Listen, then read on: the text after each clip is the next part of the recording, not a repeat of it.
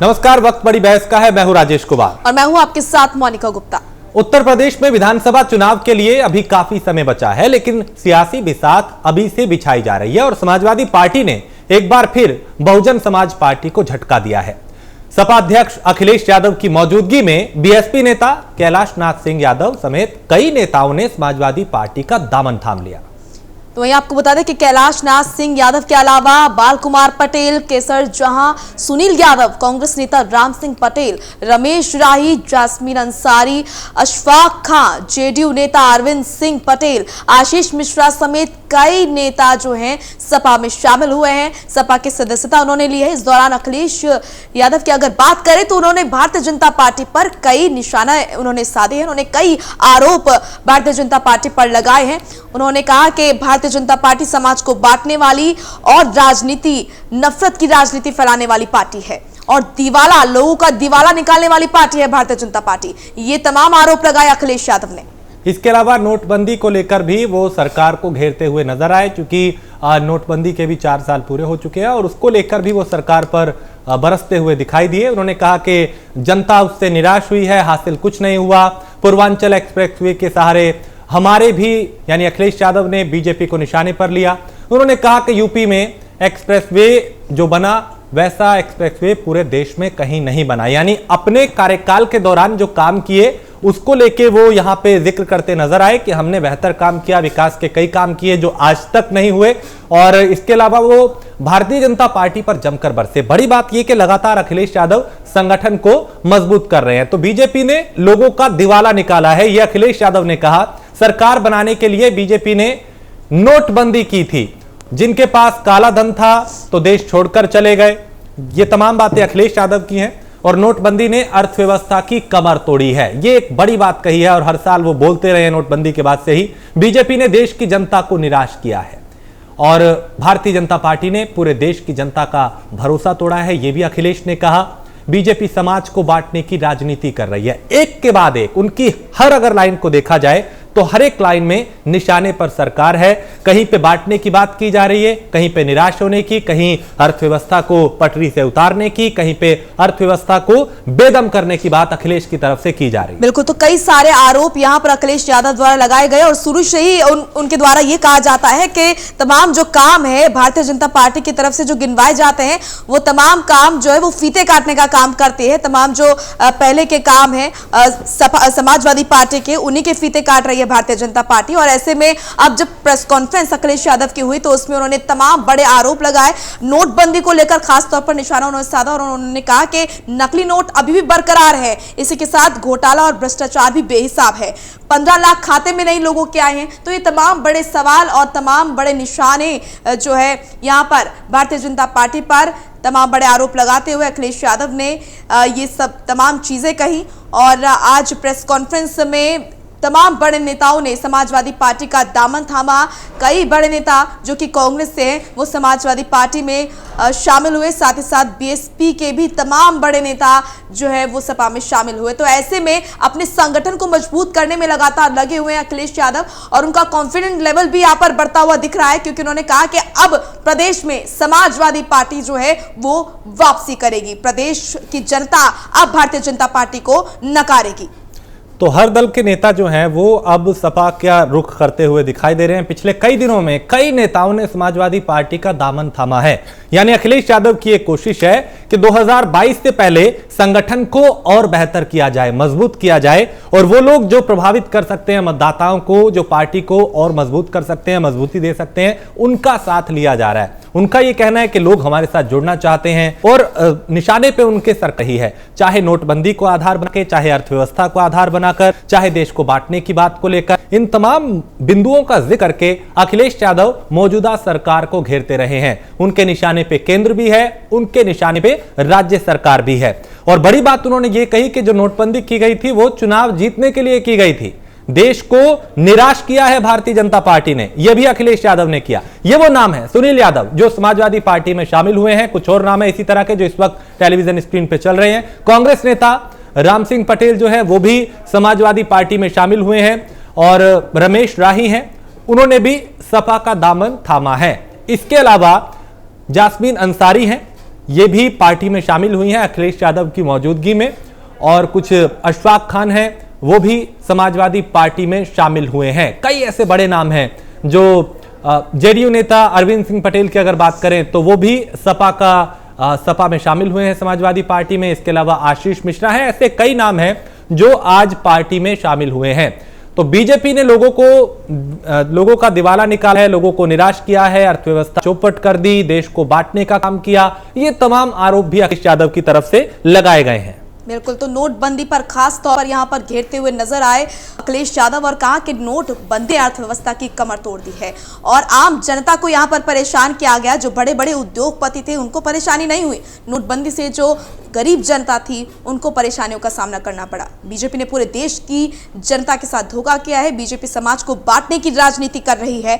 अखिलेश यादव ने press conference में ये बड़े आरोप भारतीय जनता पार्टी पर लगाए और कई नेता जो हैं सपा में शामिल हुए और कहीं ना कहीं यहाँ पर संगठन को मजबूत करने में लगातार अखिलेश यादव जो है वो लगे हुए हैं और उनका कॉन्फिडेंस लेवल भी लगातार बढ़ रहा है, क्योंकि उन्होंने ये भी कहा कि अब प्रदेश में समाजवादी पार्टी जो है वो वापसी करेगी और क्योंकि प्रदेश की जनता है वो त्रस्त हो गई है भारतीय जनता पार्टी से, इसीलिए लगातार वो यही कहते हुए नजर आ रहे हैं कि अब धीरे धीरे जो हवा है वो कहीं और मुड़ रही है, कहीं और का रुख कर रही है और इसी के बल पर वो कह रहे हैं कि अब प्रदेश में समाजवादी पार्टी फिर से वापसी करेगी। और ये बड़े और गंभीर आरोप भारतीय जनता पार्टी पर उन्होंने लगाए। उन्होंने कहा कि सरकार बनाने के लिए बीजेपी ने नोटबंदी का सहारा लिया, जिनके पास काला धन था तो देश छोड़कर चले गए, गरीब जनता आम जनता इसमें पिसी। नोटबंदी ने अर्थव्यवस्था की कमर तोड़ी।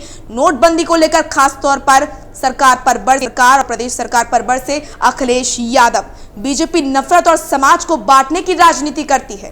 तो तमाम बड़े और गंभीर आरोप यहाँ पर अखिलेश यादव की तरफ से लगाए गए। इसी के साथ आज इसी पर हम चर्चा करेंगे। अखिलेश तैयार, चुनाव का इंतजार, तो इस पूरी चर्चा में शामिल होंगे हमारे साथ कुछ मेहमान जो कि हमारे साथ जुड़ चुके हैं। आपसे ताल्लुक उनका करा देते हैं। विनोद सिंह प्रवक्ता कांग्रेस हमारे साथ जुड़े हैं, कपिल श्रीवास्तव जुड़े हैं जो कि प्रवक्ता है समाजवादी पार्टी के, प्रभात त्रिपाठी जुड़े हैं जो कि वरिष्ठ पत्रकार है और विजय खेड़ा भी जुड़े हैं, प्रवक्ता है बीजेपी के। ये तमाम लोग हमारे साथ जुड़े हैं। आप सभी का सबसे पहले बहुत बहुत स्वागत है प्राइम न्यूज पर। कपिल श्रीवास्तव, आपका रुख करूंगी सबसे पहले, क्योंकि लगातार अखिलेश यादव ये कहते हुए नजर आ रहे हैं कि अब प्रदेश में समाजवादी पार्टी फिर से वापसी करेगी। किस आधार पर, किस स्ट्रैटेजी पर आप ये कहते हुए नजर आ रहे हैं? क्या जो नए नेता शामिल हुए हैं उनके सहारे आपकी नैया पार होगी? क्या स्ट्रैटेजी सपा के पास वापसी करने के लिए? देखिए मोनिका जी, बहुत अच्छा प्रश्न आपने किया है और समाजवादी पार्टी वर्तमान समय में जो लोग शामिल हो रहे हैं उनसे उत्साहित होकर के ये बात नहीं कह रही। समाजवादी पार्टी बूथों पे अपने संगठन के नाते कह रही है। समाजवादी पार्टी अपनी पूर्ववर्ती जो अखिलेश यादव जी की सरकार में विकास परक कार्य किए गए थे, जिसका पिता आज तक योगी सरकार काट रही है, उनके वजह से कह रही है। समाजवादी पार्टी ये बात इसलिए कह रही है क्योंकि जो योगी सरकार 2017 में प्रदेश और देश की जनता से वादा करके आई तो वो राम राज्य स्थापित करेगी, उसकी भ्रष्टाचार और अपराध के प्रति जीरो टॉलरेंस की नीति होगी। तो वो टॉलरेंस की नीति और राम राज्य स्थापित ना हुआ, रावण राज्य एक तरीके से स्थापित हो गया है, क्योंकि लोग बेरोजगार हो गए हैं, आत्महत्याएं शिक्षित बेरोजगारों की बढ़ गई, किसान कर ही रहा था, अपराध इस कदर बढ़े हैं कि आप ये सोच लीजिए कि 2017 से लेकर के अब तक जो इनकी सरकार चली है उसके अंदर 7.30% सारे अपराधों को अगर मिलाया जाए तो ये आंकड़े हैं। महिलाओं के प्रति अपराध में उत्तर प्रदेश नंबर 1 है, इसलिए जीरो टॉलरेंस की नीति कहीं इनकी अपराध पर नहीं दिखी। भ्रष्टाचार आपने देखा होगा कि इनके मंत्रियों के निजी सचिव रिश्वत देते हुए पकड़े गए। कपिल श्रीवास्तव, आपकी क्या स्ट्रैटेजी है? मैं आपसे ये पूछना चाह रही थी कि आप लोगों की क्या स्ट्रैटेजी है? जो तमाम जो नेता आपके साथ जुड़े हैं समाजवादी पार्टी का, जिन्होंने अमन थामा है, क्या उन्हीं के सहारे आपको लगता है कि आप इस बार प्रदेश में वापसी करेंगे या फिर कोई अलग स्ट्रैटेजी आप लोगों के पास? ये तो सरकार की कमी है, ठीक है, मैं उनसे जवाब लूंगी। बीजेपी के प्रवक्ता हमारे साथ जुड़े, उनसे मैं जवाब लूंगी कि आपकी क्या स्ट्रैटेजी है, समाजवादी पार्टी की क्या स्ट्रैटेजी? समाजवादी पार्टी की स्ट्रैटेजी तो हम आपको बता रहे हैं कि हमने सबसे पहले तो अपने संगठन का आपको जिक्र किया कि बूथ स्तर पे हमारी डबल कमेटियां हैं, हमने अपने संगठन को मजबूत किया है। अपने जो संगठन के अंदर हमारे कार्यकर्ता हैं वो अनुशासनात्मक रूप से रहते हैं, वो पेट्रोल पानी पैसे पे मैनेज नहीं होते हैं। दूसरी चीज मैंने आपको बताई, जो हमारी कनेक्टिविटी देश के और इस प्रदेश के अंदर जो हमारे गांव से और ये माने मैन टू मैन है, उसके बदौलत हम कह रहे हैं। और हमने ये तो हमारी स्ट्रेटेजी है कि हम किस तरीके से लेकर के जाएंगे, लेकिन हम क्यों लेकर के जाएंगे, हमें क्यों जनता चुने, उसके आधार पे मैंने आपको बताया कि हम अपनी पूर्ववर्ती सरकार के डेवलपमेंट में किए गए कामों की बात करेंगे, भारतीय जनता पार्टी के उस टेन्योर की सारी बातें करेंगे, चाहे वो नोटबंदी हो, चाहे वो जीएसटी हो, चाहे वो देशबंदी का जो फैसला रहा है कोरोना को लेकर के हो रहा हो, जो वर्तमान समय में 40% की बेरोजगारी है वो मामला रहा हो, कृषकों की आत्महत्या तो बहुत बड़ी है ही, उससे ज्यादा आश्चर्यजनक घटनाएं घट रही हैं कि हमारे शिक्षित बेरोजगार उनसे भी ज्यादा फांसी लगा रहे हैं। चलिए, आपको ये उम्मीद है कि जो कमियां सरकार की रही हैं उसको आधार बना के सरकार को घेरा जाएगा? आपको ऐसी उम्मीद है कि उसके सहारे आप आएंगे? ठीक है, मैं दोबारा आऊंगा। एक तो कपीश जी का नाम ठीक कीजिए। विजय जी, आपको मेरी आवाज मिल पा रही है? मैं आपके पास आना चाहता हूं और ये समझना चाहता हूं कि समाजवादी पार्टी ने बड़े आरोप लगाए हैं आपके ऊपर। एक तो ये कि आप बांटने का काम करते हैं, दूसरा ये कि नोटबंदी ने देश की अर्थव्यवस्था को बर्बाद किया, तीसरा ये कि आपने चुनाव जीतने के लिए नोटबंदी की थी। मैं इन पे आपकी प्रतिक्रिया चाहता हूं। और साथ ही ये भी कहा कपिल श्रीवास्तव ने कि आप लोग अभी तक समाजवादी पार्टी के कामों का फीता काट रहे हैं। पहली बात बांटने की बात की है, यानी वो आदमी, वो पार्टी, उस पार्टी का नेता जिसका सिर्फ पूरी की पूरी राजनीति बांटने पर आधारित हो। दो तरह से, एक M-बाई फैक्टर उन्होंने शुरू किया था, मुस्लिम यादव उन्होंने शुरू किया था, न सिर्फ धर्म के आधार पर, जाति के आधार पर भी इन्होंने बांटने का काम किया। सिवा उसी आधार से ही कुल चुनाव जीत पाते हैं, जब भी जीत पाते हैं ये। और अब कह रहे हैं कि हम चुनाव में गए नहीं, हमें रोका गया। अरे तुमको कौन रोक सकता है चुनाव में जाने से? कौन रोकता? बाई इलेक्शन में तुम्हें पता था कि भद्द पिट गई है, पिटने वाली है। पिछले बाई इलेक्शन में इनकी बुरी तरह से भद्द पिटी थी, फिर पिटेगी। यहाँ तक कि लोकसभा के चुनाव में उनसे दूनी सीटें भाजपा मार ले गई। तो इनका तो मोरल इतना डाउन है, ऊपर से खाली चिल्ला चिल्ला के कहना कि हम बांट रहे हैं। अरे बांटा तो तुमने है, हमने तो जोड़ा है, सबका साथ सबका विकास। जब हमने मकान बनाए, शौचालय बनाए, तो कभी नहीं सोचा कौन हिंदू है, कौन मुस्लिम है, कौन यादव है, कौन ब्राह्मण है। हमने तो एक तरफ से सब चलता गया, जहाँ जो मिला योग्य व्यक्ति उसको बांटा, उसको उसका मकान बनाया, उसका शौचालय बनाया। ये कभी सोचा नहीं उसके यहाँ गैस लगाई कि मुस्लिम है कि नहीं है।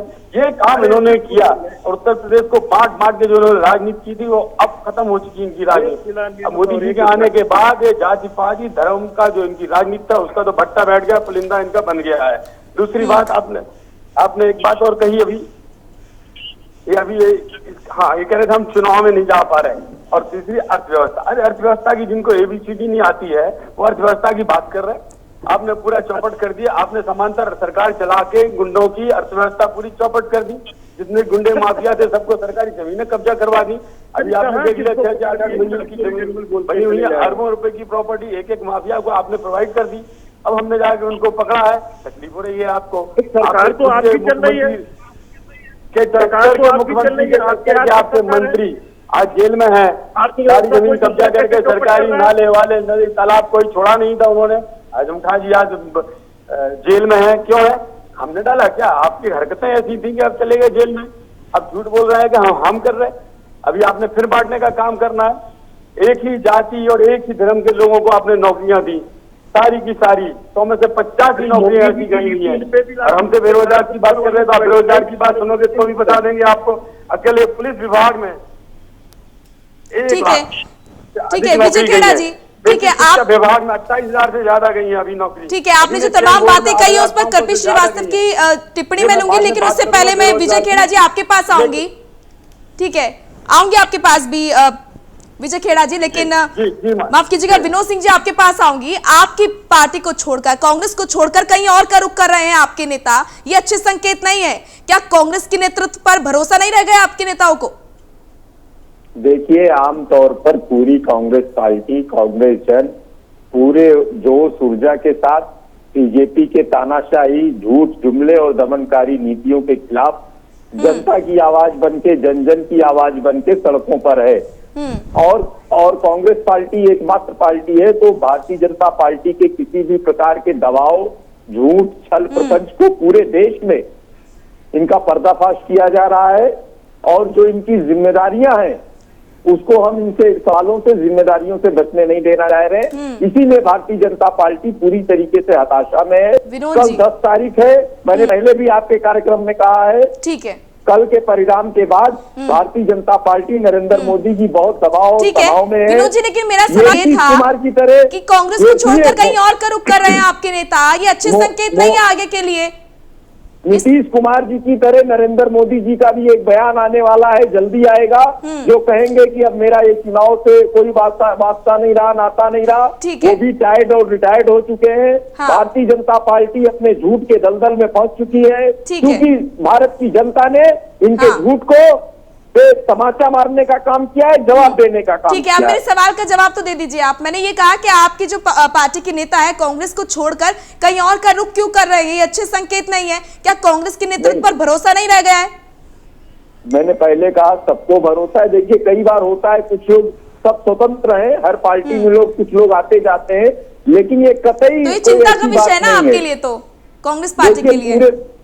मैंने कहा भारतीय जनता पार्टी से सीधे आर पार की लड़ाई, जनता की बात, जनता की आवाज बनके कांग्रेस चलिए, पार्टी अभी आपको ये भरोसा है कि अभी कांग्रेस जनता की आवाज बन रही है, भले ही कुछ लोग छूट रहे हैं। प्रभात त्रिपाठी सर, मैं आपके पास आऊंगा जी, मैं दोबारा आता हूँ आपके पास।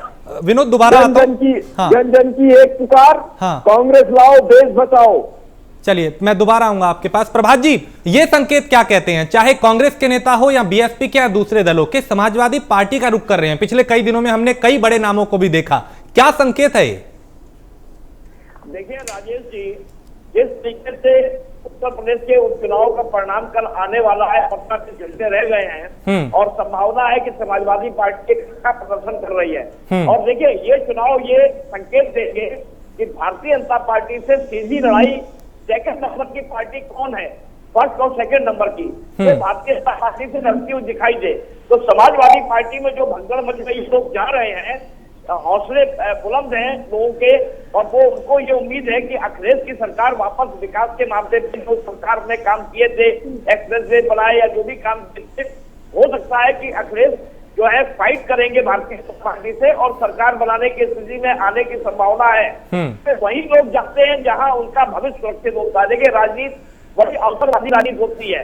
अगर उनको ये दिखाई देता कि बहुजन समाज पार्टी और कांग्रेस भारतीय जनता पार्टी से लड़ती हुई दिखाई दे रही है, तो वहां भी लोग जाने का प्रयास करते। लेकिन सबसे ज्यादा जो ग्राफ इस समय राजनीति का बढ़ा है वो समाजवादी पार्टी का बढ़ा है। और 2022 का जो फाइनल चुनाव होगा उसमें भी समाजवादी पार्टी भारतीय जनता पार्टी से सीधे मुकाबले में है। तो आज जो अखिलेश ने आज कई कद्दावर नेता समाजवादी पार्टी में शामिल हुए और उन्होंने समाजवादी पार्टी पे अपनी आस्था व्यक्त की।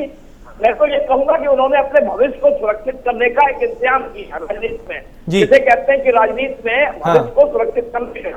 और नंबर दूसरी बात जो अखिलेश ने कहा नोटबंदी के मामले में कि उन्होंने खजांची का जन्मदिन मनाया और उन्होंने कहा कि भारतीय जनता पार्टी ने देश को धरातल में ले गई है और इस तरीके से आर्थिक दिवाला है लोगों का, और जितने भी लोग थे वो देश से बाहर चले गए हैं। तो ये जो उन्होंने आरोप लगाया, ये उनका एक राजनीतिक वक्तव्य है। और अब देखिए सबसे बड़ी चीज क्या है कि देश की जो जनता है, जब चुनाव होगा, जो जनता जनार्दन है वही एक किस्मत और फैसला तय करती है। तो प्रभात जी, हावी क्या रहने वाला है? अखिलेश ने जो अपने कार्यकाल में काम किए थे, चूंकि आज वो ये भी जिक्र कर रहे हैं कि हमने जो विकास किया वो अब तक नहीं हुआ, ये एक तरीका। दूसरा ये कि जो मौजूदा सरकार है उसकी कमियों को भी सामने लाया जा रहा है कि देखिए ऐसा ऐसा हुआ, चाहे कानून व्यवस्था हो, दूसरी व्यवस्थाएं हो, उनको भी कटघरे में खड़ा किया जा रहा है। देखिए राजेश जी, अभी चुनाव बहुत दूर है, लेकिन समाजवादी पार्टी अपने विकास के एजेंडे पे चुनाव लड़ती है। लेकिन जब चुनाव का अंतिम चरण आता है तो हिंदू मुसलमान और भारत पाकिस्तान और ये धर्म के नाम पे एक चुनाव बढ़ जाता है और सारे मुद्दे पीछे चले जाते हैं। अभी बहुत अर्ली है, अभी तो हम उपचुनाव की बात करेंगे कि कल जो परिणाम आ रहे हैं उसमें 6 भारतीय जनता पार्टी की सीटें हैं। अगर भारतीय जनता पार्टी अपनी सीटें नहीं बचा पाएगी और समाजवादी पार्टी की 2-3 सीटें ले जाने की संभावना दिखाई दे रही है, तो सीधी लड़ाई भारतीय जनता पार्टी और समाजवादी पार्टी की होती दिखाई देगी। तो ऐसी स्थिति में अखिलेश के हौसले बुलंद हैं और अखिलेश की पार्टी में लोग शामिल हो रहे हैं। लेकिन अब ये जनता जनार्दन तय करेगी कल का परिणाम आने के बाद कि अभी 1.5 सवा साल जो रह गया है उसमें भारतीय जनता पार्टी आगे क्या करती है और जनता जो उत्तर प्रदेश की 23 करोड़ की जनता है, क्या वो राष्ट्र के नाम पे चुनाव पे जाएगी या वो क्षेत्रीय लेवल पे विकास के मामले पे चुनाव पे जाएगी? क्योंकि देखिए, विकास के मामले में आगरा एक्सप्रेस वे और मेट्रो, ये 2-3 मुद्दे ऐसे हैं जो अखिलेश के लिए एक अमर मूल कहेंगे, जिसे कहेंगे अमरमाण। और क्योंकि पूर्वांचल एक्सप्रेस ये नहीं बना पाए, बुंदेलखंड एक्सप्रेस नहीं बना पाए, योगी जी की सरकार में पूरे 5 साल का जब समय हो जाएगा तो ये कसौटी में कसा जाएगा कि आपने जो वायदा किए थे, पूर्वांचल एक्सप्रेस बनाने का वायदा किया था, आपने बुंदेलखंड एक्सप्रेस बनाने का वायदा किया था, क्या वो 5 साल के कार्यकाल में पूरा हो गया? ये 2022 के चुनाव में देखा जाएगा। लेकिन अभी बहुत दूर है समय, 1.25 साल का। अभी तो हम कल उपचुनाव की बात करेंगे। हाँ। अगर कल उपचुनाव में भारतीय जनता पार्टी अपनी सीटें नहीं बचा पाई तो निश्चित तौर पे ये संभावना दिखाई देगी। बिल्कुल, यानी कल भी एक बड़ी परीक्षा है सरकार की भी और विपक्ष की भी कि कौन इसमें सिनमारी करता है। सरकार अपनी सीटें बचा पाती है या विपक्ष यहाँ पे अच्छा प्रदर्शन करेगा। कपीश जी, आपसे मैं समझना चाहूंगा कि अभी चूंकि चुनाव दूर है लेकिन विकास की बात हो रही है, काम की बात हो रही है, लेकिन जैसे जैसे चुनाव नजदीक आता है फिर हिंदू मुस्लिम जात पात की बात होने लगती है, ऐसा क्यों? देखिए, सबसे पहली चीज ये है कि भारतीय जनता पार्टी के पास इसके अलावा कोई एजेंडा तो है नहीं। एक कथित राष्ट्रवाद, एक छद्म हिंदुत्ववाद, इस 2 बातों को लेकर के भारतीय जनता पार्टी ने जो भी राज किया है तो इन्हीं बातों को लेकर। लेकिन जनता इतने दिनों से इनका चेहरा पहचानते चली आ रही है, अब वो धोखा खाने वाली नहीं।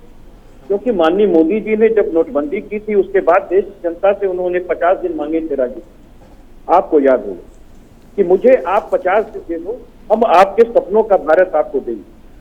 और माननीय मोदी जी की बातों पर विश्वास करके इस देश की जनता ने क्या पाया?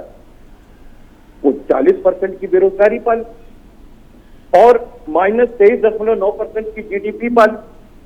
विदेश नीति की वो कस्सा हाल है कि चाइना की जगह की बात छोड़ दीजिए, जो कब्जा किया बैठा है।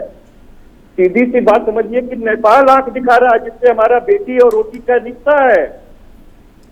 लेकिन कपीश जी, मैं रोकूंगा आपको इसलिए क्योंकि जिस नोटबंदी को आधार बना के सर आप आज भी 4 साल बाद भी सरकार को घेर रहे हैं, उस नोटबंदी के बाद लोकसभा चुनाव हुए थे और पहले से ज्यादा अच्छा प्रदर्शन सरकार ने किया था, उस पे क्या कहेंगे? राजेश भाई, बड़ा मुफीद क्वेश्चन आपने किया है। मैं इसलिए आपको कह रहा हूं, बहुत मुफीद क्वेश्चन है कि वास्तविकता यह है कि लोगों को जानना चाहिए कि आखिर बात क्या थी कि नोटबंदी के बाद भी भारतीय जनता पार्टी इतनी विफल होने के बाद, इस नीति के बाद कैसे सफल हो।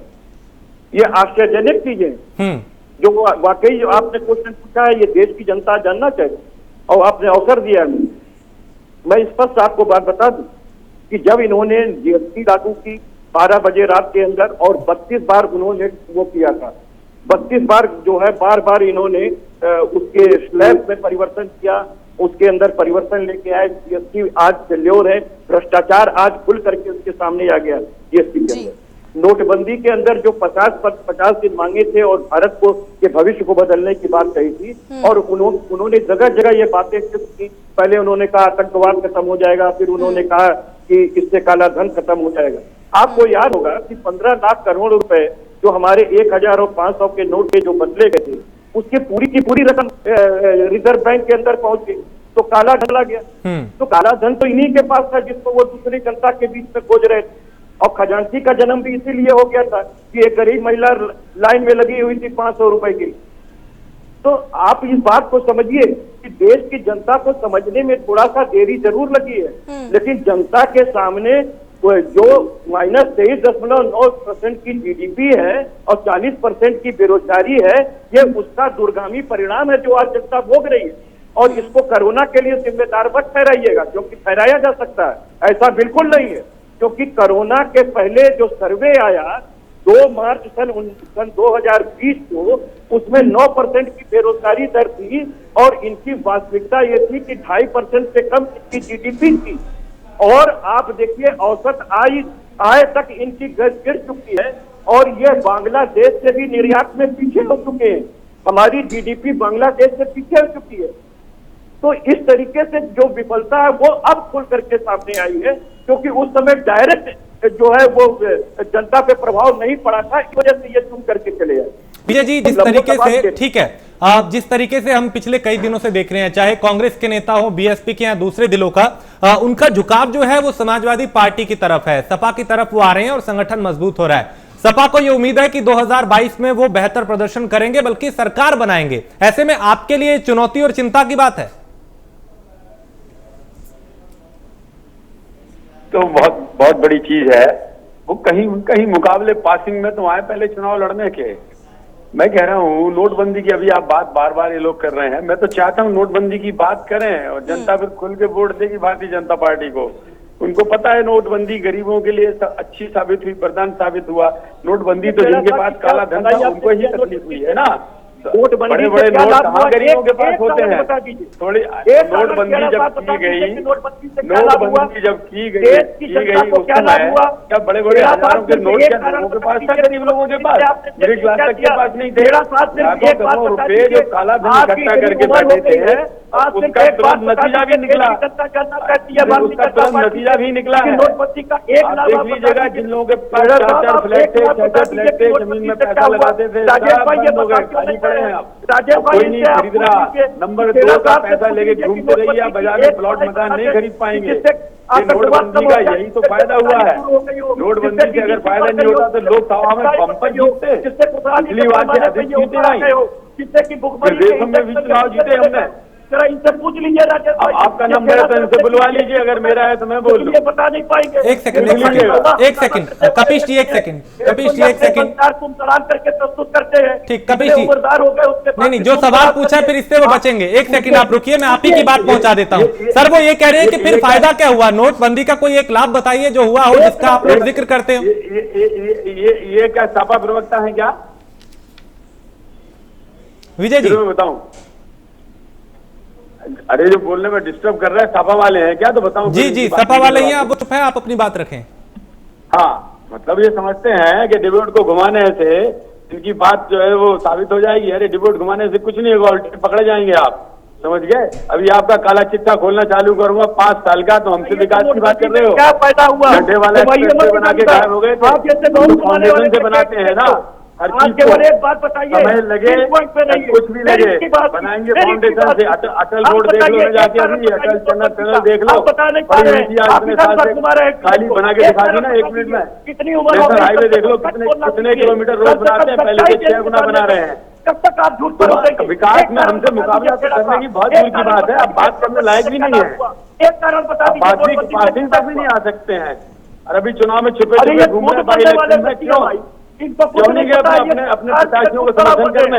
हिम्मत नहीं पड़ी। आपको दोष लगा रहे, हमने जाने नहीं दिया। ये तथ्यों पर जीरो है, इनको कोई बार अर्थव्यवस्था की बात कर रहे हैं। ठीक है विजय जी, विश्व के अंदर आऊंगे आपके पास। कौन है? ठीक है प्रभात जी, आपका मैं रुक करूंगी। बिहार के एग्जिट पोल बता रहे हैं कि उत्तर प्रदेश में भी डगर जो है वो आसान नहीं है। भारतीय जनता पार्टी की अगर मैं बात करूं तो किस तरह का माहौल आप देखते हैं उत्तर प्रदेश में, क्योंकि बिहार के एग्जिट पोल ने कहीं ना कहीं हवा का रुख जो है वो मोड़ा है। क्या उत्तर प्रदेश में भी ऐसा ही कुछ देखने को मिलेगा?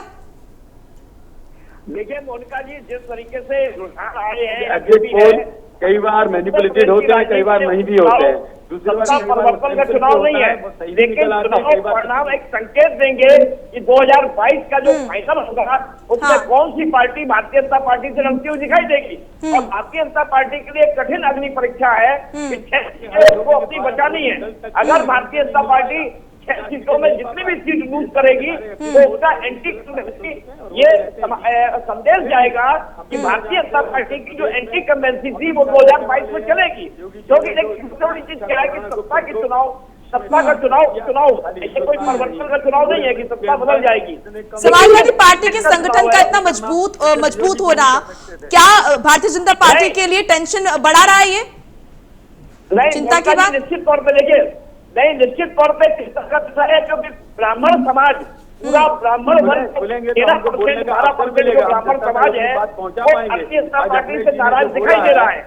और इधर मुस्लिम समाज जो है, माइनॉरिटी जो है वो एकजुट हो रही है। विजय जी आऊंगे आपके पास, क्योंकि वो समाजवादी पार्टी लड़ती हुई दिखाई दे रही है। उत्तर प्रदेश के अंदर अगर सत्ता कोई बनाता हुआ दिखाई दे रहा है तो वो समाजवादी पार्टी है। मुस्लिम जो माइनॉरिटी वोट है वो वही जाएगा जो भारतीय जनता पार्टी को हरा सकता है। तो ऐसी स्थिति में कॉम्बिनेशन बन रहा है, अगर ब्राह्मण और दलित और मुसलमान अगर समाजवादी पार्टी में वापस चला गया तो समाजवादी पार्टी बहुत बड़ी पार्टी होगी। लेकिन भारतीय जनता पार्टी ये प्रयास में है कि छोटे छोटे दल, यहाँ तक कि समाजवादी पार्टी के जो चाचा हैं अखिलेश यादव, वो भी अलग होकर चुनाव लड़े और कांग्रेस थोड़ी मजबूत हो। अगर कांग्रेस थोड़ी सी मजबूत होगी तो समाजवादी पार्टी को रोकने के लिए, इसीलिए आपने देखा होगा कि मायावती के सुर बदले हुए हैं, मायावती के सुर भारतीय जनता पार्टी के पक्ष में बदले हुए हैं और भारतीय जनता पार्टी ये चाह रही है कि 2022 का जो चुनाव हो, ऐसी स्थिति में वो वोट का बंटवारा करे और जब वोट का बंटवारा होगा तो एंटी कमेंसी जो होगी सरकार की वो शिथिल हो जाएगी, उसका कोई असर नहीं पड़ेगा। तो ये राजनीतिक जो चालबाजी हो रही है, ये सारी चीजें और भगदड़ समाजवादी पार्टी की पूरी मची हुई है, क्योंकि समाजवादी पार्टी से हर व्यक्ति टिकट चाहता है, चाहे वो माइनॉरिटी का हो चाहे वो किसी भी वर्ग का हो। वो चाह रहा है कि समाजवादी पार्टी की अगली सरकार 2025 दिखाई दे रही है, तो वो अपना भविष्य तलाश रहा है, तो वो भविष्य अखिलेश के साथ जुड़ रहा है। तो अखिलेश भी थोड़े फॉर्म में है और अभी साल भर का समय है। ऐसे साल भर के समय में ये देखना होगा कि भारतीय जनता पार्टी अपने कीड़ काटे घुस करती है, क्या वो जातिगत आधार पर टिकट बांटती है, तो टिकट का बंटवारा भी बहुत बड़ा एक फैक्टर होगा। अगर टिकट का बंटवारा जिस तरीके से होगा तो वो ठीक, ये एक फैक्टर होगा कि टिकट का जो बंटवारा है वो कैसे होगा। लेकिन विनोद, मैं आपसे ये समझना चाहूंगा कि कांग्रेस की क्या स्ट्रेटेजी है, क्योंकि हम बिहार में देखते हैं तो कांग्रेस तेजस्वी के सहारे, यूपी में देखते हैं तो अखिलेश के सहारे। क्या ये कांग्रेस अब खुद को इसी कंफर्ट जोन में रखना चाहती है या अपना भी कोई स्टैंड है? लगातार उत्तर प्रदेश की आप विशेषकर बात कर रहे हैं तो लगातार हम सड़कों पर हैं और भारतीय जनता पार्टी से संघर्ष की स्थिति है। और राजेश जी, भारतीय जनता पार्टी का, नरेंद्र मोदी जी का झूठ और जुमला अब देश का हर आम आदमी जान चुका है। अब नोटबंदी की ही आप बात कर रहे थे, नोटबंदी में आंखों पर बात करिए। देखिए, बीजेपी के साथी कभी सच स्वीकार नहीं कर सकते हैं, ये हमारे लिए अच्छा है। ये इसी तरीके से अहम के नशे में, सत्ता के नशे में चूर रहे हैं और जनता को उनके हाल पर छोड़ दें, ये हमारे लिए अच्छा है। खैर, आप देखिए, डेटा उठा के देखिए, भारतीय जनता पार्टी के कार्यालय की जमीन खरीद, उसका निर्माण नोटबंदी के 3 महीने पहले उन्होंने कैसे कैसे ट्रांजैक्शन किए, ये कांग्रेस पार्टी, कांग्रेस की लीडरशिप बड़ी जिम्मेदारी से तथ्यात्मक तरीके से कह रही है विश्व का ये बहुत बड़ा स्कैम है नोटबंदी। उसका सीधा फायदा भारतीय जनता पार्टी को मिला और इसके मुख्य सूत्रधार अमित शाह और प्रधानमंत्री मोदी जी है। ये बार बार कहा जा चुका है, कई ऐसे चेहरे जो गुजरात से संबंधित थे, चाहे गुजरात कोऑपरेटिव बैंक का मामला हो जिसके सर्वे सर्वा अमित शाह जी रहे, सारे सूत्रों को, सारे गवाहों को, सारे स्कैम को षड्यंत्र के तहत, दबाव के तहत दबाने का काम किया गया है। लेकिन विनोद भाई, आपकी इस बात का, आप ठीक कह रहे हैं, लेकिन आपकी इस बात का असर मुझे नहीं लगता जनता पे हुआ। अगर ऐसा हुआ होता तो ना तो 2019 के लोकसभा चुनाव में सरकार वापस आती, ना 2017 में यूपी में सरकार बनती। अगर ऐसी जो आप कमियां बता रहे हैं वो जमीन की हकीकत होती तो। विनोद जी, सपा का संगठन मजबूत हो रहा है, अखिलेश यादव फुल फॉर्म में नजर आ रहे हैं, भारतीय जनता पार्टी कह रहे हैं कि हम तो जीत रहे हैं, लेकिन कांग्रेस यहाँ पर कहीं नजर नहीं आ रही है, ये भी सच्चाई है। कांग्रेस पार्टी किसानों, बेरोजगारों, महिलाओं सबके दिलों में है। हम सबके मन की बात, चाहे कोरोना काल में भारतीय जनता पार्टी का केंद्र सरकार का सौतेला व्यवहार हो श्रमिकों के साथ, किसानों के साथ, बेरोजगारों के साथ, आपको सड़कों पर अगर कोई दिखा तो कांग्रेस पार्टी दिखी, कांग्रेस पार्टी का सिपाही, कांग्रेस पार्टी के नेतागण दिखे। हमारी कोई राजनीतिक संवैधानिक जिम्मेदारी ना होते हुए भी हम जो मानवता धर्म पर विश्वास करते हैं, हम सड़कों पर रहे और सरकार ने बहुत राजनीति की, दबाव डालने का काम किया, जेल भेजने का काम किया, लेकिन हम श्रमिकों की आवाज, किसानों की आवाज, मजदूरों की आवाज, आपके नेताओं का दूसरी पार्टी का रुख करना, ये तो पार्टी को कमजोर करने का काम कर रहा है ना। नहीं, कुछ नहीं। देखिए, एक आध नेता कोई जाए, सबको, अखिलेश जी भी एक अपनी पार्टी चला रहे हैं, सबको अधिकार है अपने हिसाब से पार्टी चलाना, पार्टी में शामिल करना, लेकिन कांग्रेस पार्टी पूरी तरीके से एकजुट है। अभी जब आप हतप्रभ हो जाएंगे, आश्चर्यचकित हो जाएंगे, जब भारतीय जनता पार्टी के हजारों नेता कई जिम्मेदार सांसद, विधायक, पूर्व सांसद, पूर्व विधायक कांग्रेस पार्टी में आने के लिए परेशान है और प्रयासरत है।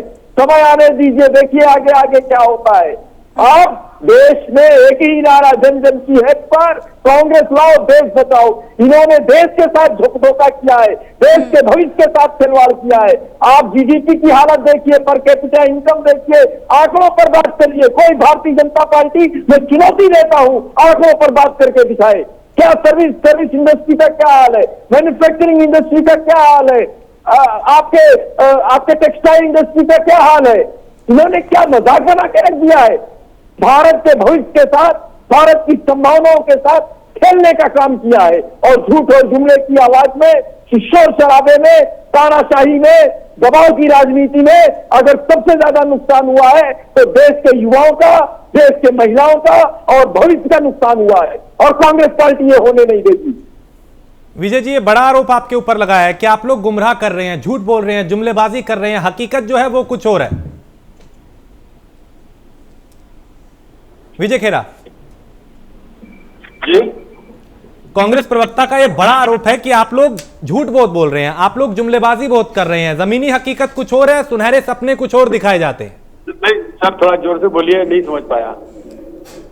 कांग्रेस प्रवक्ता का यह आरोप है आपके ऊपर कि आप लोग जुमलेबाजी कर रहे हैं, जो दावे किए जा रहे हैं उनसे हकीकत का कोसों कोई नाता नहीं है, वो दूर है, और जबकि झूठ बोल के, गुमराह करके लोगों को भ्रमित किया जा रहा है, युवाओं को भ्रमित किया जा रहा है।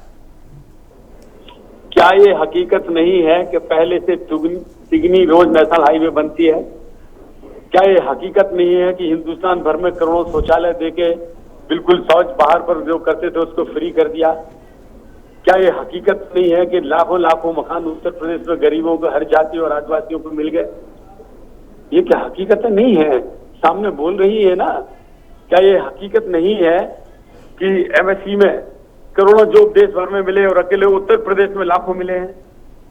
क्या ये हकीकत नहीं है कि बेकार लोगों को कौशल विकास में योजना में रोजगार मिला? क्या ये हकीकत नहीं है कि ऋण योजनाओं में 1.5 लाख रोजगार बने? अरे तो सामने आंकड़े हैं ना। अभी हकीकत भी सामने आती है, हर बार चुनाव में आती जा रही है। अरे ये तो इनका बोलने का कि दावे कर रहे हैं, दावे क्या कर रहे हैं, हकीकत सामने तो आती है ना। दावे का क्या सवाल है? आप खाली अर्थव्यवस्था की बात कर सकते हैं तो पूरी दुनिया में अर्थव्यवस्था गिरी है, पूरी दुनिया में बेरोजगारी हुई है। अमेरिका से लेकर ऑस्ट्रेलिया, कौन सा कंट्री ब्रिटेन से बचा हुआ है? अकेले हिंदुस्तान में थोड़ी। आप तुलनात्मक, इस समय हम जीते तुलनात्मक विश्व के साथ, हिंदुस्तान अकेला नहीं जीता है। एक्सपोर्ट हो, इंपोर्ट हो, व्यवसाय हो, तरक्की हो, परमाणु बम हो, कोई भी चीज हो, अंतरराष्ट्रीय मार्केट में हर देश जिंदा है। तो पूरे विश्व में जब मंदी आई है तो हमारे यहाँ मंदी आई है, और कोरोना जैसी बीमारी से भी जूझ रहे हैं। हिंदुस्तान में यही समय प्राकृतिक आपदाओं का होता है, जब बाढ़ें आती हैं। उस समय भी हमने फसल के 1.5 गुने दाम दिए। अभी मतलब सारी की सारी धान खरीद ली गई, इसके बाद गन्ना किसानों का 1 पैसा बचा नहीं, जो आप 4-5 साल तक कभी चुकाते नहीं थे। है क्या आपके पास? हकीकत तो सामने तो है हर चीज के ऊपर। ठीक है कपिल जी, आपकी बात पे टिप्पणी करना चाहते हैं। ज्यादा लोग भर्ती हो गए, फिर भी आप बोले जा रहे हैं। तो बोलिए, आप जनता तो सिर्फ सामने अभी बता देगी ना इनको। ठीक है विजय जी। कपिल जी, आप कुछ कहना चाह रहे थे? में हम पीछे छूट गए बहुत आप लोगों से, ये बात। देखिए, सबसे पहली चीज ये है कि आदरणीय विजय खेरा साहब जो है, जो भी झूठ परोस रहे हैं पूरी बुलंदगी से परोस रहे हैं, क्योंकि उनकी उम्र भी इस लायक है कि कोई बात कहे तो उस पर प्रभाव चले। लेकिन वो नहीं होने वाला, जनता देखती है। आपने बहुत अच्छी बात कही कि आंकड़े क्या पेश कर रहे हैं कि जब जनता सामने देख रही। मैं एक चीज पूछना चाहता हूँ, आपने एमएसएमई की बात कही। एमएसएमई को आपने कोरोना से उठाने के लिए 3 लाख करोड़ रुपए का ऋण दिया, लेकिन वो 3 लाख करोड़ रुपए में से कितने ऋण उठे? इसलिए नहीं उठे, बाजार में मांग नहीं है, और बाजार में जब मांग नहीं है तो पूर्ति कहां से करेंगे? वो तो 100% जो पहले से प्रोडक्शन कर रहे थे उन्होंने अपने 50% कर दिए, और जो लोग रोजगार में थे उनको 50% निकाल दिया गया। तो ऋण तो आदमी अपने व्यापार को बढ़ाने के लिए लेता है, तो जहां वो व्यापार घटा रहा तो आपका ऋण क्यों लेगा? अब वही बात मैं कहता हूं, तो इनको बुरी लगती है कि लोगों को पैर में दर्द हो रहा है तो आप दस्त की दवा दे रहे हैं। तो ये है भारतीय जनता पार्टी की सरकार। इन्होंने कहा हमने लोगों को शौचालय दे दिए, हमने मकान दे दिए। मुझे कहने में अजीब सा महसूस हो रहा है, शायद इनको पूर्ववर्ती सरकारों की, क्योंकि आप देखिए सरकार किसी की भी होती, देश की सरकार। आपने राजीव गांधी आवास योजना, इंदिरा गांधी आवास योजना, आपने लोहिया जो हमारी समाजवादी सरकार ने चलाई, बसपा ने कांशीराम आवास योजना चलाई, आपने भी चलाई, उसमें कौन सी नई चीज आप जोड़ते रहे? आपसे मैं सिर्फ एक बात पूछना चाहता हूं कि वोट कब तक परोसेंगे? शौचालय आपने शौचालय मुक्त कर दिया। जिस समय आजाद हुआ था ये सफाई अभियान गांधी जी की देन थी, जिसको लेके क्रमबद्ध सारी सरकारें आगे लेकर चली हैं। और आपको याद होना चाहिए कि जो सुलभ शौचालय है उसी प्रोडक्ट से लेकर के आया था, पूरे देश के अंदर सुलभ शौचालय अरबों की संख्या में बने। तो ठीक है ये शायद प्रभात जी, हाँ, पूरी बात आ जाने दीजिए, हाँ, पूरी बात आने दीजिए राजेश भाई। जितनी झूठ भरोसा हाँ, कम से कम। दूसरी चीज मैं इनसे पूछना चाहता हूँ कि साहब बुलेट ट्रेन आप लेकर के आए थे, कहाँ पर चल रही है ये बता दीजिए। 100 स्मार्ट सिटी के बाद 50 और आपने स्वीकृत किया था, एक स्मार्ट सिटी का नाम बता दीजिए। आपने कहा था कि क्या बोलते हम बनारस को क्योटो बना देंगे, तो अगर क्योटो बना दिया हो तो वो बता दीजिए। अगर आपने निर्यात बढ़ा दिया हो तो वो बता दीजिए। आपने आयात कम कर दिया हो तो वो बता दीजिए। कोरोना काल के अंदर आप विश्व की इकोनॉमी से अपने आप को जोड़ रहे हैं, तो पहले भी तो पूरी ग्लोबल इकोनॉमी चल रही थी, जब से WTO चल रहा है और अन्य चल रही है, आप किससे आंख में धूल उठ रहे हैं? आज भी बांग्लादेश आपकी जीडीपी से ऊपर है, चाइना +3 की जीडीपी पे जा रहा है, अमेरिका भी और इंग्लैंड भी और ऑस्ट्रेलिया और जर्मनी भी आपसे ऊपर की जीडीपी पे जा रहे हैं। देखिए सीधी सी बात है, आपने कोरोना काल के पहले ही जीडीपी माइनस में कर ली थी, और आपके ही वित्त मंत्री पूर्व जो यशवंत सिन्हा जी रहे, उन्होंने आपकी कलई खोल दी थी। उन्होंने उस समय कहा था कि -3.5% इनकी जीडीपी है, तो उस समय ये देश की जनता को झूठ बोल रहे थे। ये कहते हैं कि समाजवादी लोगों को इकोनॉमिक्स नहीं आती है। नहीं, बिल्कुल कोरोना काल से पहले भी हालात जो थे वो चिंताजनक थे। माइक्रो इकोनॉमिक्स भी आपको सिखा दूंगा। मेन चीज खेड़ा साहब ये है, विजय जी की आवाज उठाइए। इकोनॉमिक्स खाली इतने पे ही निर्भर करती है कि प्रति व्यक्ति इनकम कितनी हो गई, मांग कितनी आपने बढ़ा दी, आप कर पा रहे हैं कि नहीं कर पा रहे हैं, आपका निर्यात बढ़ा कि नहीं बढ़ा, आपका आयात हुआ कि नहीं हुआ। और आप बताइए और आप बताते हुए जाओगे हो गया है वही रुपए आज भी आपके सफेद बर्बाद नहीं आती है। अब आपको उस पर शर्म नहीं आती है। पहले आपके नेताओं को आती मनमोहन सिंह की जीडीपी बताओ ना। अरे अब आप बड़े शर्म वाले हैं, मनमोहन सिंह की जीडीपी बता दो, आप उस समय क्यों नहीं कहने से अर्थव्यवस्था नहीं मरने वाले हैं। बताओ जरा सच्चाई तो परोसना। अरे बोलो, मनमोहन सिंह की सरकार छोड़ गए थे, आधार वर्ष ही बदल दिया जब आपने आधार वर्ष ही जीडीपी से निकालने का वर्णन किया। ठीक है, मैं आपके पास आऊंगा। प्रभात जी आपका रुख करूंगा। सरकार के नजरिए से देखें, चश्मे से देखें तो सब कुछ सुनहरी नजर आता है, विपक्ष के चश्मे से देखें तो बहुत खामियां हैं। लेकिन जनता अब 3.5 साल से ज्यादा का कार्यकाल सरकार का हो चुका है, क्या सोचती है? क्योंकि एक तो कल परीक्षा है, लेकिन उससे पहले क्या इस कार्यकाल में जनता की उम्मीदों पर सरकार खरा उतरी है, या विपक्ष चूंकि आज भी 4 साल पहले के मुद्दे उठा रहा है उसी को आधार बना के सरकार को घेर रहा है? राजेश जी, विपक्ष का काम है सरकार की खामियों को उजागर करना। सवाल इस बात का है कि 4 साल के कार्यकाल में उत्तर प्रदेश की जनता को क्या मिला, देश तोड़ जनता को। क्योंकि जनता राष्ट्रवाद के नाम पे या राष्ट्रीय लेवल पे चुनाव नहीं लड़ेगी। जनता जो चुनाव मैदान में सरकार जाएगी उसको जवाब देना होगा कि उसने जो अपना यूपी का घोषणा पत्र जारी किया था, उस घोषणा पत्र के आधार पे कितना काम किया। क्या 20% काम हुआ या 50% काम हुआ? क्योंकि जनता बेवकूफ नहीं है। जनता को रोजगार चाहिए, जनता को सड़क चाहिए, जनता को पानी चाहिए, जनता को घर चाहिए, जनता को स्वास्थ्य केंद्र चाहिए। जो गरीब लोग हैं, जो आम मजदूर हैं, उनको मजदूरी चाहिए। व्यापारियों को अपने व्यापार में एक बढ़ोतरी चाहिए। जब जनता के बीच पैसा नहीं होगा, किसी व्यक्ति की जेब में पैसा नहीं होगा, तो वो बाजार में कैसे जाएगा, वो सामान कैसे खरीदेगा? हर राज्य की जीडीपी या ग्रोथ जो बढ़ती है, जब वो परचेजिंग होती है तभी वो उसका ग्रोथ बढ़ता है। तो जब लोगों की जेब में पैसा नहीं होगा, मजदूरी है नहीं, रोजगार है नहीं। और एक चीज और राजेश जी बताना चाहता हूँ कि उत्तर प्रदेश सरकार ने 4 साल में कई इन्वेस्टर मीट की, कई उन्होंने लाखों के उन्होंने MOU साइन किए, क्या वो लाखों के एमयू साइन जो हुए हैं या वन डिस्ट्रिक्ट वन प्रोडक्ट जो उनकी योजना चल रही है वो क्या धरातल पे चल रही है? क्या उनके नौकरशाहों ने, ब्यूरोक्रेट ने काम किया है 4 साल में? क्योंकि अगर काम किया होगा और सांसद और विधायक क्षेत्र में काम उन्होंने कराया होगा तो जनता उनको जब वापस सत्ता में लाएगी।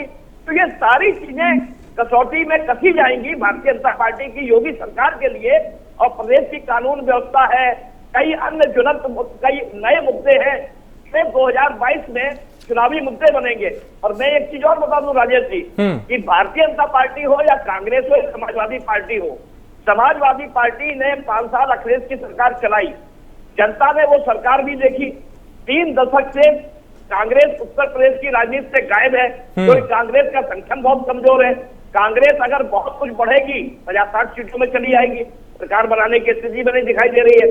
तो जो लड़ाई होगी वो भारतीय जनता पार्टी और समाजवादी पार्टी की होगी। हाँ। और एक और मिथक है उत्तर प्रदेश का कि कोई भी सरकार वापस दोबारा नहीं आती है। 3 दशक से मैं पत्रकारिता कर रहा हूँ और 3 दशक से मैं देख रहा हूँ कि कोई भी सरकार वापसी उसने नहीं की है और सरकार वापस नहीं आई है। तो ऐसी स्थिति में भारतीय जनता पार्टी को अपने कील कांटे बहुत दुरुस्त करने होंगे और समाजवादी पार्टी ने अपने कील कांटे जातिगत धर्म के आधार पे गुणाभास करना शुरू कर दिया है और भारतीय जनता पार्टी अपने बचे हुए काम करने में लगी हुई है। तो अब ये देखना होगा कि दोनों पार्टियां जो हैं आपस में किस तरीके से 2022 में जनता के बीच जाएंगी और जनता का जो फैसला होगा, क्या जनता को पानी मिला, क्या जनता को अच्छे स्वास्थ्य सुविधाएं मिली, क्या घर छत मिली, और सबसे बड़ा रोजगार मुद्दा देखिए, कल बिहार में जो चुनाव परिणाम होने जा रहा है तो अप्रत्याशित होने जा रहा है। एक 21 साल के लड़के ने एक 56 साल के 60 साल के नीतीश कुमार को जिस तरीके से पटकनी दी है, जो सर्वेक्षण बता रहे हैं, अगर वो सर्वेक्षण सही साबित हुए तो बिहार का जो बदलाव हुआ है उसी तरीके से उत्तर प्रदेश की राजनीति 2022 में करवट लेगी और बदलाव की बयार होगी और उस बदलाव में कौन सी पार्टी किस खांचे में फिट होगी और जनता उस किसको पसंद करेगी। क्योंकि जनता मायावती की सरकार भी देख चुकी है, जनता समाजवादी पार्टी की सरकार, बिल्कुल, जनता ने बीएसपी को भी देखा है, योगी की सरकार भी। ठीक है विनोद सिंह, कांग्रेस खुद को कहां देखती है यूपी चुनाव में? चूंकि टक्कर जो है वो यहां बीजेपी और सपा में दिखाई दे रही है, कांग्रेस खुद को कहां खड़ा हुआ देख पा रही है?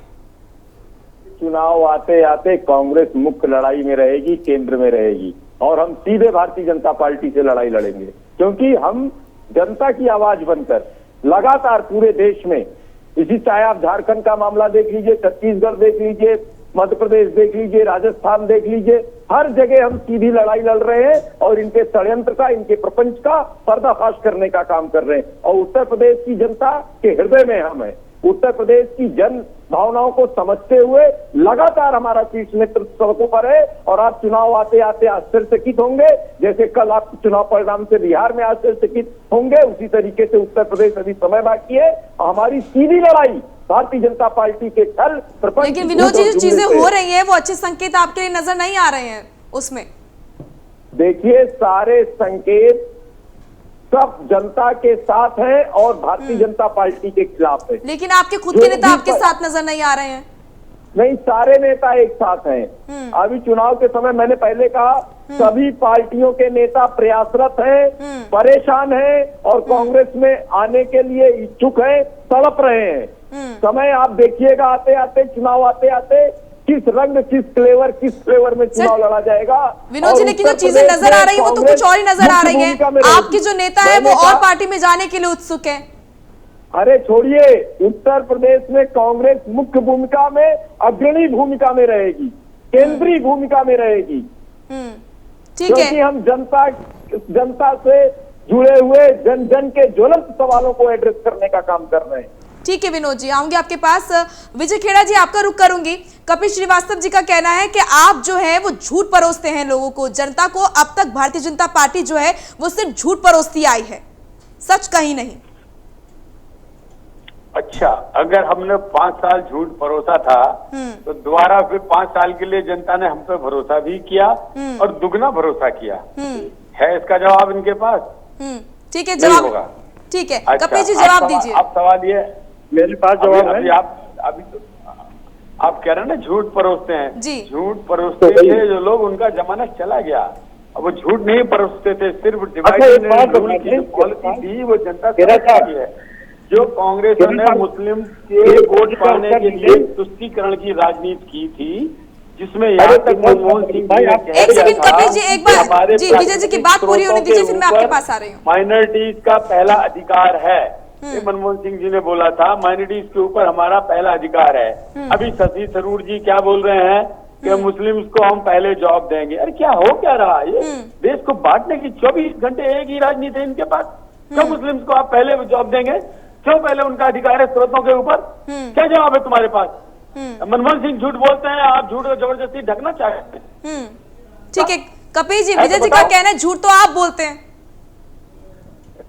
अरे सत्ता में ये बैठे हुए मंदिर पे आपने झूठ बोला, पूरे आपने मोनिका जी तो सत्ता में बैठा हुआ है आपने मंदिर के मुद्दे पर कार्य करने का, और जब चीजें नहीं करेगा तो कोशिश की और देर से और क्या झूठ बोलेगा ये प्रयास किया। अब ये सुनने के लिए तैयार नहीं है, वहाँ भी ये सुनने के लिए तैयार नहीं है। कितने दिन छुपाओगे आप मुसलमानों को चीन पाकिस्तान करवाएंगे, लेकिन मैं तो इनसे बराबर एक हाथ से देखिए किसी जात साहब मुझे एक बात बता दीजिए, बीजेपी से आदरणीय गांधी जी की, आदरणीय खेड़ा साहब, माननीय खेड़ा साहब, गांधी जी ने वाले खेड़ा साहब जरा मेरी बात सुने। लेकिन गांधी बात के ऊपर कांग्रेस नहीं चली, मोदी बात कहाँ चले गए? बेरोजगारी और किसानों की समस्या से परेशान है देश, और अल्पसंख्यकों की कुछ चीजों से परेशान है देश, नारी अस्मिता से परेशान है। अब कहाँ गांधीवाद पे चले जा रहे हैं, राष्ट्रवाद पे? ये बड़ी बड़ी चीजें हैं, इनको नहीं परोसिए। मैं सीधी बात एक बात पूछना चाहता हूँ, लेकिन तथ्यवार बातें कीजिए, मेरिट की बात कीजिए, अच्छा लगता है। मैं एक बात पूछना चाहता हूँ, 65 साल तक अन्य पार्टियों ने शासन किया था, उनके समय में विश्व बैंक से जो कर्जा था वो 49% था। जनता पार्टी ने 5 साल की सरकार चलाई थी, उस समय इन्होंने 51% इन्होंने चंदा जो है वो क्या बोलते हैं विश्व बैंक से कर्ज ले लिया। अब हमें आप बताइए, ये 51 लाख करोड़ रुपए जो 65 साल में लिए गए, और ये 49 लाख करोड़ रुपए जो केवल 5 साल में लिए गए, देश के इंफ्रास्ट्रक्चर में कहाँ लगाया इन्होंने, ये देश की जनता को बता दें। और दूसरी ये बता दें कि ये कितने लंबे टर्म का इन्होंने लोन लिया हुआ है। दूसरी चीज मैं पूछना चाहता हूँ, RTI है, राजेश भाई भेज दूंगा आपके चैनल में, 20 लाख EVM गायब हैं इस देश में। आज तक चुनाव आयोग हो चाहे भारतीय जनता पार्टी की सरकार हो, उसको खोज नहीं पाई है। तो इतनी बड़ी विफलता लोकतंत्र के इतिहास में क्यों, ये बता दें। इनसे पूछ लीजिए कि इतनी बड़ी विफलता लोकतंत्र में मत से बड़ा और कोई चलिए अभी वक्त की कमी है, लेकिन कई आरोप प्रत्यारोप का जो दौर है वो जारी है। कल एक परीक्षा है सरकार की भी और विपक्ष की भी, चूंकि उपचुनाव के नतीजे आने हैं उत्तर प्रदेश में 7 सीटों के, वो कहीं ना कहीं तय करेंगे आगे की जो रूपरेखा है वो क्या होगी। फिलहाल कपिल श्रीवास्तव बहुत शुक्रिया चर्चा में शामिल होने के लिए, विजय खेड़ा जी आपका भी बहुत शुक्रिया, और प्रभात जी आपका भी, और विनोद आपका भी बहुत शुक्रिया। तो अभी सवाल कई हैं, जवाब आने वाले वक्त में मिलेंगे, लेकिन समाजवादी पार्टी लगातार खुद को मजबूत कर रही है। देखना यह होगा 2022 के चुनाव में कितनी बड़ी टक्कर बीजेपी को दे पाएंगे।